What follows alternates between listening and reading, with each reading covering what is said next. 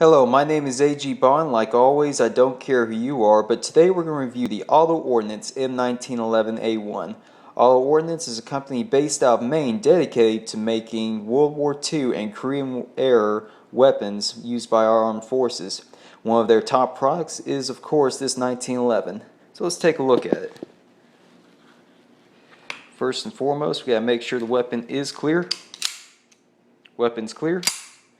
Now, I bought this weapon during the whole gun scare when everybody and their mother was out buying unfathomable amounts of weapons and ammo, and I just turned 21, so I thought this was a great opportunity to go ahead and purchase a pistol while I still had the ability to. I mean, during that time, nobody had any idea what the political climate was going to do with our constitutional rights. So everybody made a beeline for the gun stores and just bought up everything they could. So I was kind of on that bandwagon. Now, when I was over at Gander Mountain, that's the place where I bought this pistol. I was pretty set on buying a 1911, just any kind of 1911 that resembled what my grandfather used as a paratrooper when he went to Berlin. Now, I wasn't really crazy about the whole tactical thing when it came to 1911s. Like, I understand that the U.S. Marine Corps recently adopted what is to be called the M45, which is pretty much exactly like a 1911, except it had either a tan or a faded brown coating on it, had a Picatinny rail on the bottom, had some kind of high reflecting sighting system on the back, and a heavy hammer on the at the base of at the top of the handle. And to me, I wasn't too crazy about that. I believe if you're getting 1911, you should get what it was true to be when it originally came out. I like keeping its integrity in terms of authenticity. All I have to say, though, is that if soldiers fought in the trenches of World War I with this, if soldiers stormed the beaches of Normandy with this, if soldiers fought on the mountainsides during the frozen Korean War, frozen Korean War engagement, then I believe it is good enough for me. I mean, there's everything about this I love. I love a plain Jane 1911. Now, when I bought this weapon, the MSRP on it was anywhere from $650 to $750. Well, of course, because of the whole gun scare, this was bumped up to $800, which I thought, okay, that's still in my price range. But the thing about it was, I didn't do my research on this weapon. I mean, I had no idea what the brands were. I mean, I understand, Colt, Browning, and all your main stream firearm companies, Remington. But the thing is, those were a little bit out of my price range, and I never saw Auto Ordnance before. It looked like a solid piece. It was plain Jane, and I thought, okay, I'm going to capitalize on it and go ahead and purchase this.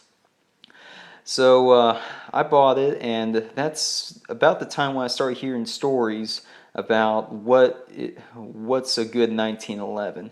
Now, many of those stories include people who went to a pawn shop, bought some 1911s from no-name brands from overseas, and for $450, they take it out to the range, then they're willing to trade back for $20.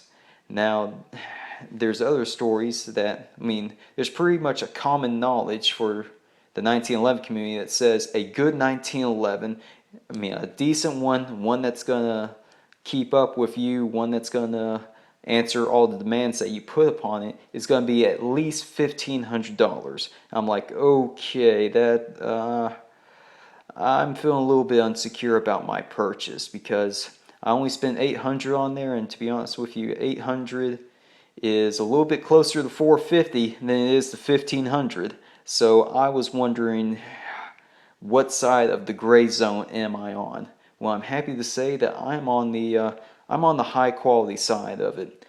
I went out to the range, I shot this a few times. Well, after shooting hundreds and hundreds of rounds through this, I'm happy to say that the Auto Ordnance in 1911A1 is, I'm going to go out and say, it is the baseline for all high quality 1911s. I mean, if you want just your standard 1911 that's going to last you for a long time, it's going to last you for years and years and years, and something that you'll be able to give to your grandchildren, this is exactly the pistol for it. It doesn't have all the fancy little toys, gizmos, or attachments. It is your solid 1911. It is going to last you a long, long time.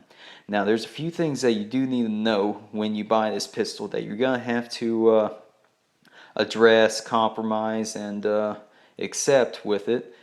And one of them is the break-in period. Now, this is nothing special with 1911s. All 1911s need a break-in period, whether it is the $450 1911 from some no-name company or your Colt 45 $1,500 one. All of them need a break-in period, and this one especially is no different. Now, when I took it out and went through its break-in period, it took about 300 to 400 rounds, and I mostly use a combination of different brands of steel companies, and I've also thrown in some aluminums and some brass. But there's a few things that you need to know about steel. Steel is not exactly this gun's best friend when it's in its break-in period. Most of the time I used toll ammo. Toll ammo's, I mean, it's great for the price and whatnot, but the thing is, during those initial 300 rounds, this steel had the tendency of jamming up the weapon. I mean, it was, sometimes it wouldn't cycle correctly, sometimes the empty casing would be trapped within the breech lock right here. And so it's just something you're gonna have to get used to. It's only temporary though. Don't go out there and if it jams a little bit, assume that it's gonna be like this forever. It's gonna overcome it. It's gonna loosen up. It's going to fit a little bit better with the rounds that you put into it. Now for the brass though, I've had zero problem with the brass. I mean, from day one, I've never had jam on the brass with this weapon. It loves brass. It loves aluminum, in fact. I use the Blazers. I believe that's the big company that produces aluminum rounds. And I've had zero problem or misfunctions with that. But with brass, there's actually one thing that...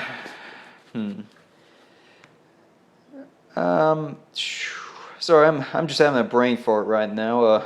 Nothing... There's no script, there's nothing. I'm literally doing this off the top of my head. So, let me think. Brain fart. Okay, got an idea. Okay, so you might be wondering, how does this function with hollow points? Well, the truth is, I've never had any experience with putting hollow points through this round. I mean, first of all, it's a 45. I mean, the whole idea behind the 45 was, well, a 45 ACP was that you didn't need a fancy hollow point round. You just need a freaking brick traveling at 900 feet per second to hit the guy. But I did have a little bit similar, well, the closest thing I could come up with hollow points in my experience with them is the actual current round, defense round that I use right now. And that is the Winchester rounds of 45 grain, nickel plated, full metal jacket.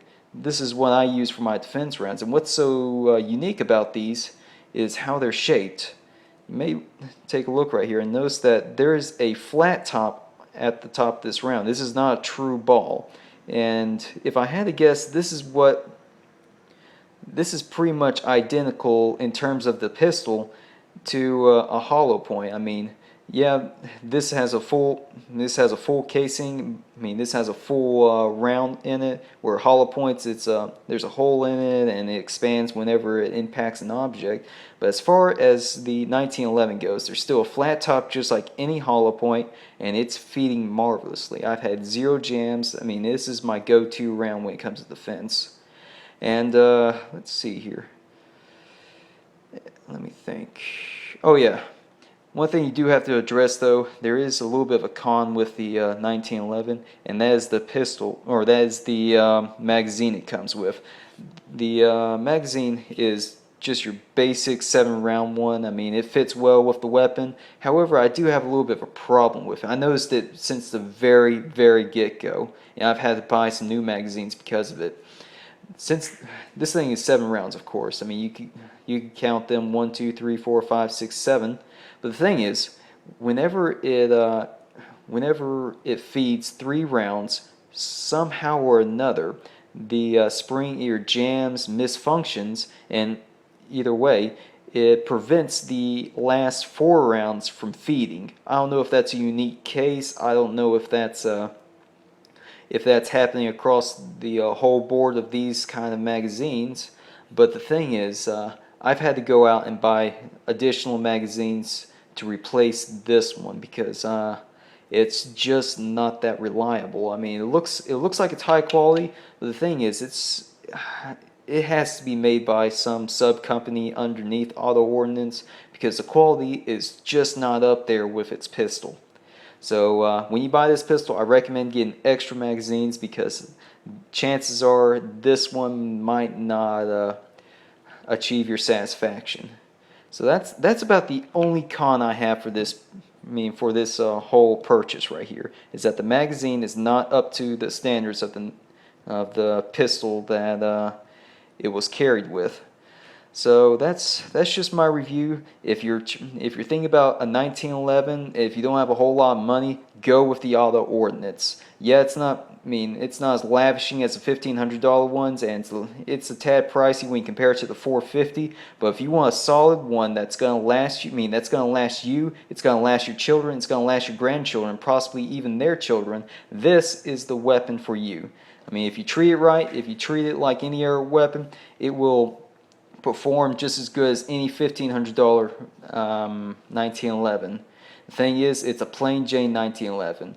If you're into the tactical kind of thing with pistols, this isn't for you because you'll spend easily $300 or $400 on accessorizing this weapon. I think you're just better off buying a $900 Remington one with all the fancy coatings and tactical accessories, Picatinny rails and whatnot. This is for those old school kind of guys who love their 1911s the way they were originally. So that's just my take. I hope this will provide you with additional information so that you can make an informed choice whenever you go out to purchase your pistol. All right then. Well, y'all take care now.